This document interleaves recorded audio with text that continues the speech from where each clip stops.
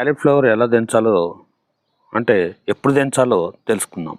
చూడండి, ఇది నేను చూడకపోవడం వలన ఇగో ఈ రెడ్ వస్తుంది చూడండి. ఇది ముదిరిపోయినట్టు. అది రాకముందే మనం క్యాలీఫ్లవర్ తెంచుకోవాలి. ఆ గ్రీన్గా మొత్తము వైట్గా ఉన్నప్పుడు మాత్రమే తెంచాలి. చూడండి, ఇది అదే పరిస్థితి వచ్చేసింది. ఇలా ఉండాలి, ఇలా తెల్లగా ఉండాలి, చిన్నగా ఉన్నా చూడండి. ఇప్పుడు ఇది ముదిరిపోతున్నాయి. ఇవి ఇలా తెల్లగా ఉన్నప్పుడు తెంచుకుంటేనే మనకు అవి టేస్ట్గా ఉంటాయి. ఇంతకంటే ఎక్కువ అయితే అవి టేస్ట్ చేంజ్ అయిపోతాయి.